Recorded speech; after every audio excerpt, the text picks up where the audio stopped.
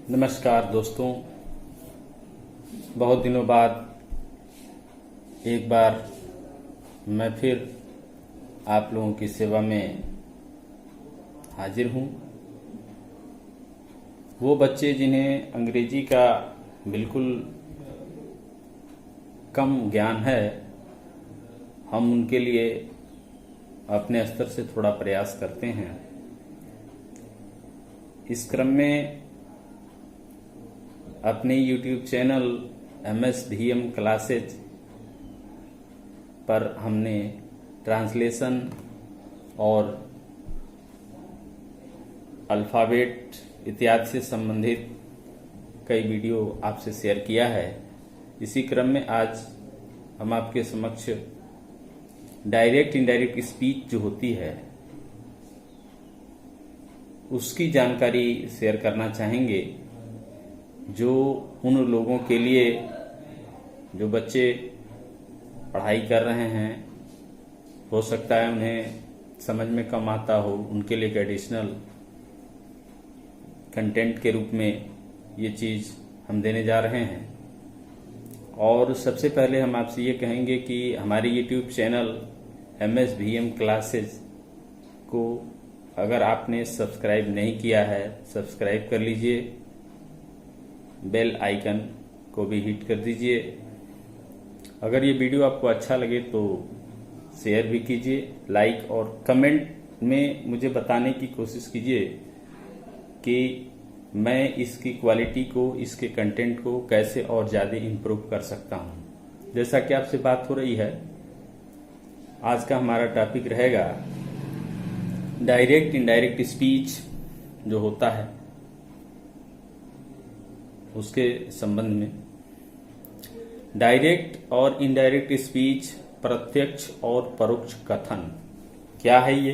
प्रत्यक्ष कथन का मतलब ये है कि अगर किसी बात को कोई वक्ता या अपने विचार को वक्ता रखता है और हम उन्हीं विचारों को या शब्द के समूहों को उसी रूप में प्रस्तुत करें तो प्रत्यक्ष कथन या डायरेक्ट स्पीच होता है।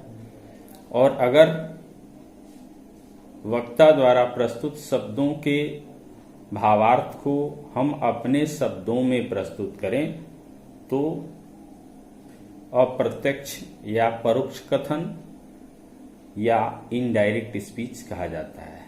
तो सबसे पहले इसमें हम ये समझेंगे, इसमें आपने देखा होगा डबल इन्वर्टेड कामा में चीज होती है। स्पीकर होता है और उसका रिपोर्टिंग वर्ब है, ऑब्जेक्ट है। डबल कामा के अंदर यानी सिंगल कामा एक होता है और डबल कामा के अंदर वो चीज होती है, वो कंटेंट होता है जो वक्ता के द्वारा कही गई बात होती है। तो यहाँ हम ये देखते हैं कि वक्ता ने जिन शब्दों का उसमें प्रयोग किया है उसको भी हम कर्ता, क्रिया, कर्म इत्यादि में बांटकर समझने की कोशिश करेंगे, जिससे और आसानी होगी। सबसे पहले हम ये बताएंगे कि जो कामा के बाहर का भाग है जिसमें कि स्पीकर है यानी वक्ता है तो उसका कोई ऑब्जेक्ट हो भी सकता है और नहीं भी हो सकता है। अब उसमें एक बड़ी चीज यह है कि उसमें वर्ब जरूर होता है। वर्ब, जैसे अगर किसी ने कोई बात कही तो उसको लिखा जाएगा या पढ़ा जाएगा he said to me, he said to me. तो ही सेड टू मी का जो पार्ट है ये हो गया स्पीकर का जो पार्ट है जिसमें स्पीकर मौजूद है, वो हो गया reporting verb, he said to me. अब एक कामा नीचे लगाएंगे और डबल कामा ऊपर लगता है, आप अपने वाक्य में देखा होगा। और डबल कामा के अंदर जो वाक्य का हिस्सा मौजूद है वो है रिपोर्टेड स्पीच। अब रिपोर्टेड स्पीच में भी सब्जेक्ट होता है, ऑब्जेक्ट होता है, बदलने के नियम भी हैं, काफी लंबा चैप्टर है। तो सबसे पहले हम थोड़ा सा परिचय आपसे शेयर करेंगे इसमें। डायरेक्ट इनडायरेक्ट स्पीच में सर्वप्रथम आप ये समझिए कि कामा के बाहर जो हिस्सा है, सिंगल कामा और डबल कामा के बाहर, वो जो हिस्सा है उसमें सब्जेक्ट है, वो सब्जेक्ट ही स्पीकर है, उसमें ऑब्जेक्ट है, ऑब्जेक्ट में ऐसा भी हो सकता है नौ भी हो, और उसमें वर्ब है। तो जो कामा के बाहर की चीज है, बाहर का जो हिस्सा है, उसमें स्पीकर होता है, और वो स्पीकर ही उसका सबसे आवश्यक पार्ट है। उसमें एक वर्ब भी होता है जो रिपोर्टिंग वर्ब है। तो इस हिस्से को हम कहते हैं रिपोर्टिंग क्लास, और जो उसका सब्जेक्ट है वो है स्पीकर, जो उसकी क्रिया है यानी वर्ब है वह है रिपोर्टिंग वर्ब। तो सबसे पहले हम चाहेंगे कि आप इसे नोट कर लें। कामा के बाहर जो बोलने वाला व्यक्ति होता है वो है स्पीकर, या रिपोर्टिंग क्लास का वो सब्जेक्ट भी है, वो है स्पीकर, और जो उसकी क्रिया होती है वो है रिपोर्टिंग वर्ब। और अगर उसमें ऑब्जेक्ट है तो ऑब्जेक्ट भी लिखेंगे। ये तो कामा के बाहर की चीजें हो गई। और कामा के अंदर देखेंगे तो कामा के अंदर अब जैसे इंट्रोगेटिव हो सकता है, इंपेरेटिव हो सकता है। अभी आपको असर्टिव सेंटेंस से ही समझाने की कोशिश की जाएगी। तो उसमें भी सब्जेक्ट है, ऑब्जेक्ट है, वर्ब है, जो भी चीजें हैं उसको चेंज कैसे करना है ये बातें अलग हैं। अब एक उदाहरण हम आपके सामने देंगे। जैसे किसी ने एक सेंटेंस लिखा, इसमें लिखा हरी सेड टू मी के बाद एक छोटा कामा नीचे और डबल कामा ऊपर, इन्वर्टेड कामा स्टार्ट हो जाएगा, यानी इन्वर्टेड कामा ओपन।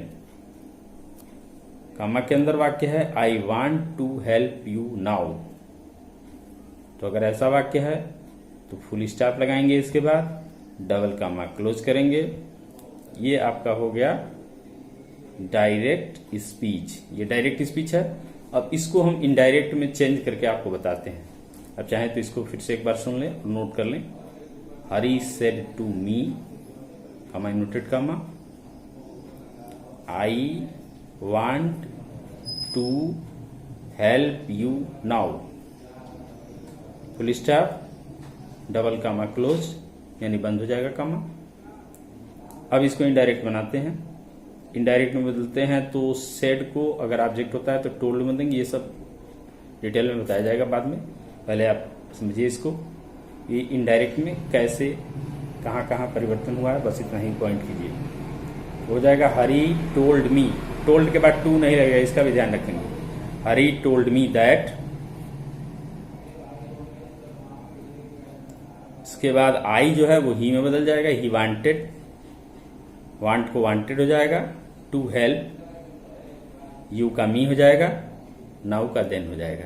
यानी पूरा वाक्य होगा Hari told me that he wanted to help me then. तो उम्मीद करते हैं कि इसका स्ट्रक्चर आपको समझ में आया होगा। अगर आया है तो इसे शेयर करना न भूलिएगा और लाइक कीजिएगा अगर अच्छा लगे तो।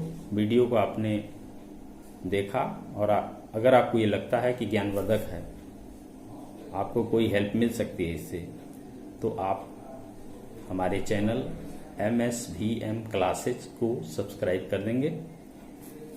नमस्कार, आपने अपना समय दिया इसके लिए धन्यवाद।